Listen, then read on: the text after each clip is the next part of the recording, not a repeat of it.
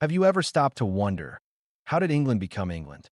Long before castles and kings, ancient people built mysterious monuments like Stonehenge. These were not just stones, they were spiritual centers for prehistoric communities tied to the rhythms of nature. Over centuries, the land transformed. By the Iron Age, Celtic tribes built hill forts, worked metal, and passed on legends through druids. But in 43 AD, everything changed. The Romans invaded. Roads, aqueducts, and cities reshaped the landscape. Latin became the language of rule, and Christianity arrived. But when Rome withdrew around 410 AD, chaos followed. A new chapter was about to begin. Seizing this opportunity, Germanic tribes, the Angles, Saxons, and Jutes, migrated and established settlements. The collapse of Roman power created a vacuum filled by these new rulers, who brought their own languages, warrior culture, and pagan beliefs.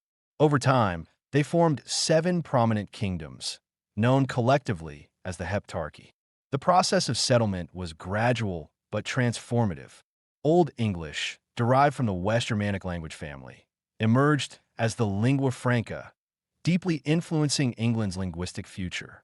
With the Christianization of these kingdoms in the 7th century, spearheaded by missionaries like Augustine of Canterbury, came the foundation of monastic centers, which preserved texts and cultivated literacy. King Alfred the Great of Wessex, 871 to 899, not only defended his kingdom against Viking invasions, but also enacted legal reforms, supported learning, and envisioned a unified English identity under a Christian king. His writings and reforms laid the intellectual groundwork for what would eventually become England. The 9th century saw renewed incursions, this time from Scandinavian warriors seeking both plunder and settlement. The Vikings established control over vast swaths of northern and eastern England, collectively known as the Danelaw. This area operated under its own legal system and customs rooted in Norse tradition. Cultural exchange was profound. Norse words entered the English lexicon. Norse customs influenced local governance, and cities like York, Jorvik became thriving centers of trade. Despite frequent conflict, a hybrid Anglo-Scandinavian society emerged. By the 10th century, Anglo-Saxon kings like Edward the Elder and Ethelstan successfully reintegrated the Danelaw, leading to the first truly unified kingdom of England. The death of Edward the Confessor in 1066 without a clear heir triggered a succession crisis that culminated in the Norman invasion. William the Conqueror's victory at the Battle of Hastings had seismic consequences. It introduced feudalism, drastically altered land ownership, and integrated England more closely with continental Europe. The Normans constructed castles, introduced chivalric culture, and restructured the English church to align more closely with Rome. The Domesday Book of 1086, a comprehensive inventory of land and resources, exemplifies their bureaucratic efficiency. The melding of Norman French with Anglo-Saxon speech birthed Middle English, a richly textured language that would soon express the national voice. Through the 12th and 13th centuries, England transitioned from a feudal society to a more centralized monarchy. Legal reforms under Henry II established common law, and the creation of royal courts expanded the crown's influence. The Magna Carta, signed in 1215 under King John, symbolized the growing demand for constitutional principles, placing limits on royal power and affirming certain rights for the nobility and, eventually, the common people. The Hundred Years' War, 1337 to 1453, against France fostered a distinct English nationalism, reinforced by military victories like Agincourt and cultural pride in the English language and identity. Meanwhile, internal dynastic struggles, such as the Wars of the Roses, tested the resilience of the kingdom and reshaped the monarchy. The church remained central to medieval English life. Beyond spiritual guidance, it wielded political power, owned vast lands, and maintained educational institutions. Monastic libraries safeguarded classical knowledge, and the clergy administered local and royal affairs. The fusion of ecclesiastical and royal authority gave kings divine legitimacy, while religious festivals and shared saints cults reinforced a communal sense of identity. The Benedictine revival in the 10th century and the later reforms under the Normans ensured that religion remained an enduring pillar of national cohesion. England's borders were forged through diplomacy and conquest. Wales was gradually annexed by the late 13th century, while Scotland maintained independence, often in opposition. National symbols, such as the Red Cross of St. George, the crown jewels, and heraldic beasts, became tools of unity and propaganda. Figures like King Arthur and Robin Hood, though likely mythic, were celebrated in literature and lore, reinforcing themes of justice, valor, and rightful kingship. These stories created a shared cultural memory that transcended regional identities. A strong economy supported state building. England's wool trade dominated European markets, and taxes on exports enriched the crown. Markets, boroughs, and guilds structured urban life, while manorial estates controlled rural production. Administratively, the royal chancery and exchequer managed finance and correspondence. Shires and hundreds organized governance at the local level, creating a scalable system that balanced central authority with regional autonomy. Language reflects power, and in England, the journey from Old to Middle English was driven by conquest and cultural blending. The scribes of monastic scriptoria copied Latin religious texts, but vernacular literature flourished with works like Beowulf and later Chaucer's Canterbury Tales. As literacy spread, English emerged as a language of law and governance. The shift from Latin and French to English in legal documents during the 14th century marked a critical step in building a linguistically united realm. England's physical geography played a vital role in its formation. The island's natural isolation by sea protected it from some continental conflicts while fostering maritime innovation and trade. Fertile lowlands in the south enabled agricultural prosperity, while upland regions supported sheep farming and provided defensive strongholds. Rivers like the Thames and Severn became vital transport arteries, anchoring economic and political centers. Climate shifts, such as the medieval warm period, enabled population growth and agricultural expansion, while later harsh winters influenced economic hardship and social unrest.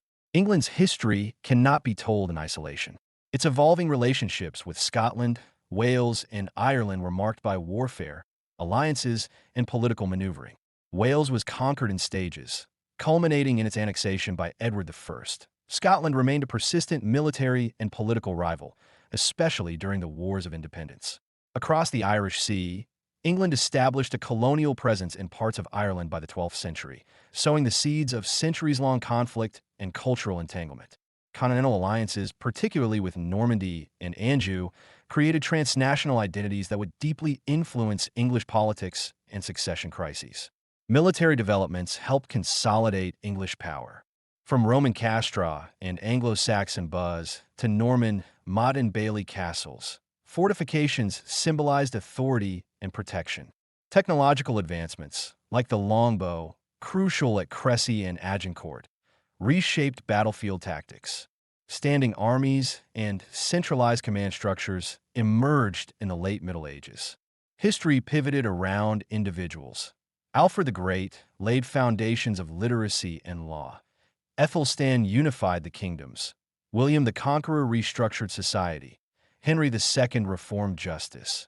Eleanor of Aquitaine influenced two royal courts.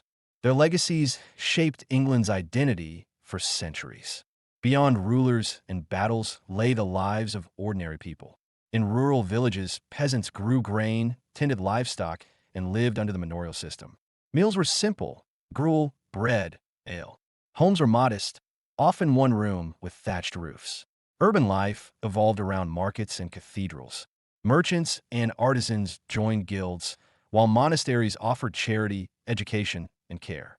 Family life followed seasonal rhythms.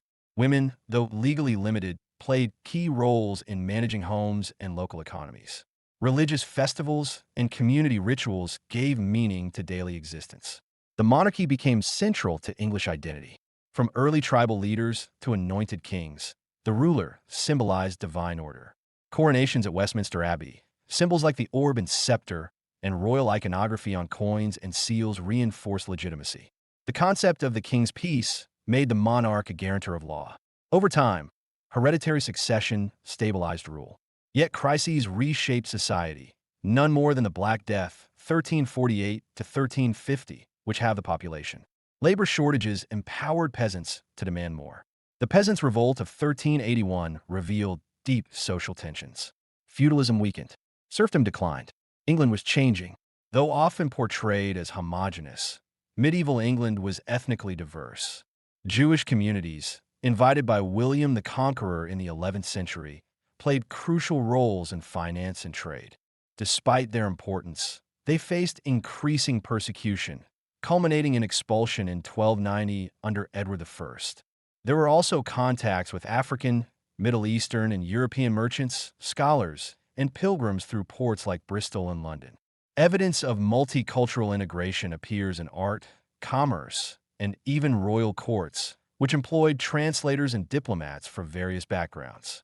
England's formation included these quieter, yet impactful, threads of global interaction. Culture was a powerful tool in shaping identity. The spread of Gothic cathedrals, soaring structures like Salisbury, York Minster, and Canterbury, expressed both spiritual devotion and civic pride. These buildings became centers of pilgrimage, education, and economic activity. Literature flourished too, from the Venerable Bede's historical chronicles to Geoffrey Chaucer's Canterbury Tales. Illuminated manuscripts, ecclesiastical music, and courtly poetry forged a uniquely English aesthetic. England's legal tradition became a cornerstone of its identity. The development of common law under Henry II laid the foundation for legal consistency across the realm. Legal scholars codified customs, and royal judges ensured that even nobles were subject to standardized procedures. The rise of Parliament, beginning with baronial councils and evolving into a bicameral legislature, allowed for broader consultation and fiscal consent. The Magna Carta and its reaffirmations set early precedents for personal liberty, trial by jury, and limits on sovereign power. So how was England formed? It was not birthed in a single act, but shaped over millennia of migration, conquest, negotiation, and adaptation. From the megalith builders of prehistory to the feudal lords of the Middle Ages, England evolved through a complex interplay of geography, military power, faith, leadership, and daily life. It was shaped by sacred monarchy and tested by plague. It included Jews, Normans, Celts, and Saxons. It spoke in laws, sang in cathedrals, and dreamed in poetry. It is a nation carved in stone, written in law, and spoken in a language that still bears traces of every hand that helped shape it. If you enjoyed this journey through time, give us a thumbs up, subscribe for more, and tell us in the comments, what country's origin story should we explore next?